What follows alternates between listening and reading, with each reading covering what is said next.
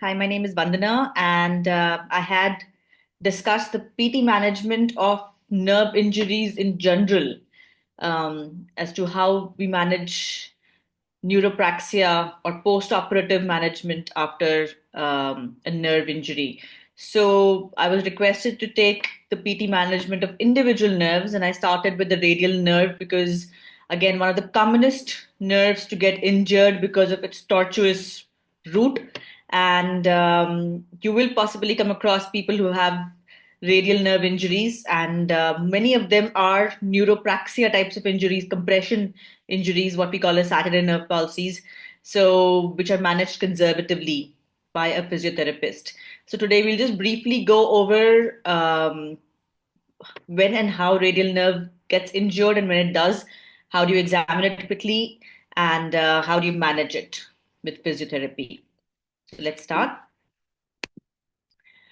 So, as I said earlier, it has a very tortuous root. It arises from the posterior cord, arising from all the five levels of C5, 6, 7, 8, T1. And it applies to the entire posterior aspect of your arm and forearm, to all the extensors of your elbow, wrist, and fingers, right? The way it runs is it runs along with the axillary artery, winds around the posterior part of the humerus, comes to the medial side, then follows the spiral groove. Now you can see this figure. There is a proper groove for this nerve, which is this diagonal groove. So this nerve is very close to the bone. So any fracture of the bone causes injury to the nerve, and then it pierces the septum and comes anteriorly to lie in the cubital fossa as the lateral most content of the cubital fossa there.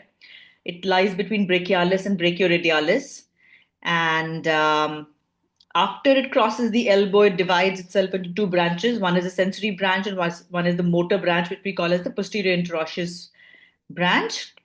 The posterior interosseous branch pierces the supinator muscle and supplies to all muscles of the forearm and wrist extensors. So let's just quickly name all the muscles that are supplied, and that's an extensive list. The reason why you should know this, because if the nerve is injured, you should be able to test all the individual muscles. So any wound occurring in the proximal humerus may injure the nerve very high up, in which case the triceps will lose its innervation. The nerve innervates the triceps between its medial and lateral heads.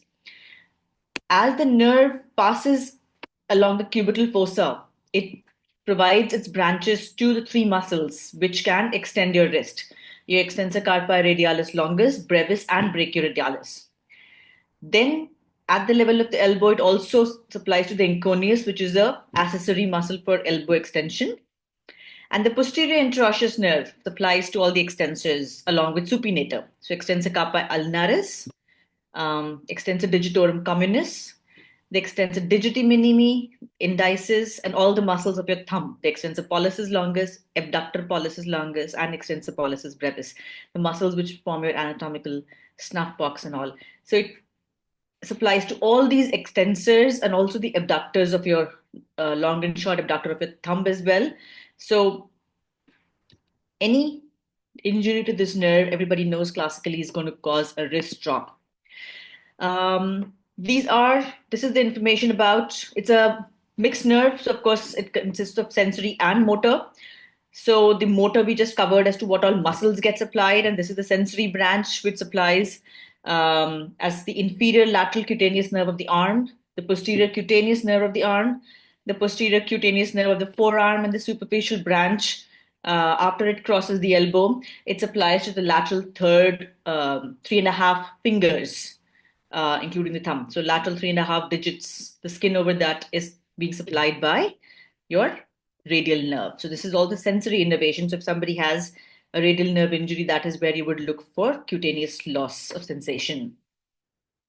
Mostly the nerve gets injured as it passes in the spiral groove, as I said earlier, with spiral fractures of the shaft of humerus, or any fracture of the radial head or neck also, because at the elbow it could get injured. superficial injuries with a sharp object or gunshot wounds could also injure the nerve. Iatrogenic injuries of the nerve are not uncommon completely with intramuscular injections, which are placed incorrectly, or any surgical procedure which involves the humerus, like nailing or any kind of operative procedure where you're trying to fix the shaft humerus fracture. Possibly you may injure the nerve. So that's something that you need to be careful about. Let's talk about the compression neuropathy. So that's the most common type of neuropraxia that you will see, as it's called the Saturday nerve palsy, as it was called because people would lie with their arm in an awkward position, compressing the nerve so that the arm would be against the back of a chair or something, and you would lie prolonged in that position. So that would compress the nerve and cause neuropraxia. Or improper axillary crutches could sometimes also cause it. it if you have, if anybody also keeps an inflated cuff for a prolonged period of time, that could injure the nerve, cause a compression neuropathy. And just to know that it is a mononeuropathy also affecting the radial nerve. It's called the Wartenberg syndrome. It's kind of rare, but yeah, it does exist.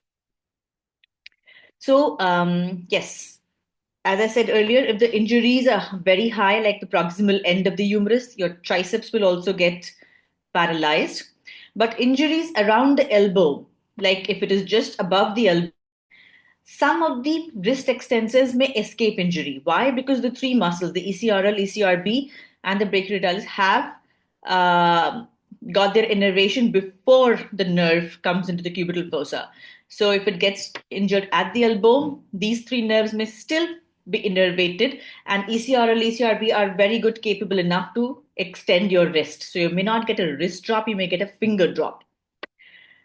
Above the elbow, it would be a wrist drop, and very high injuries, as I said, would be triceps paralysis as well. What is important for you as an examiner when you evaluate somebody and suspecting a radial nerve injury? There's common mistakes that you may do. One is checking triceps in this position, like in sitting. The elbow extension here is done by gravity and by an eccentric control of biceps. So the biceps gives away and controls that amount of extension. It is not active triceps contraction when you're just checking it in this position. So you would want to check triceps either here or against the gravity.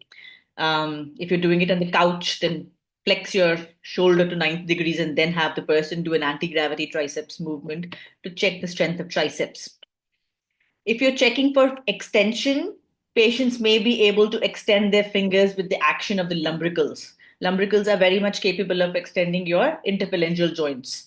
So do not mistake this to be radial nerve activity. The thing that you would want to check for on radial nerve is the metacarpophalangeal joint extension, is this movement, right? So you would want it to be anti-gravity and you would want the patient to be able to do this. This finger extension is a lumbrical action. So don't confuse if the patient is doing a trick movement there. Another trick movement that patients may sometimes also do is trying to do some help from the finger flexors. So if the extensors are getting tight, if the person tries to, if the extensors are tight over here, and if you try to flex your fingers, then what's possibly going to happen is that a wrist extension may happen because of that reason, but extension is not happening truly because of extensors. And you may find that the person has a weak grip. Now you may think that there's more than one nerve injured, or there's something else happening with this person, because the person also presents with a weak grip. Now the grip is weak because for a very strong grip you need wrist extension. You can't make a strong grip if your wrist cannot be stabilized in extension. Everybody knows the tenodesis. It's just that the length tension relationship is such that your finger flexors. This is a multi-joint muscle tendons over there. They will only be efficient if the wrist is stabilized in extension. If the wrist cannot be stabilized because of paralysis of muscles over there, the finger flexors will not be able to make a strong grip. So do not check for gripping strength if the person doesn't have wrist extensor strength. So just few careful points for you to know when you're examining somebody with a suspected radial nerve injury there. The three tests are the wrist drop test. So yeah, you would want to keep um, the forearm pronated and have the person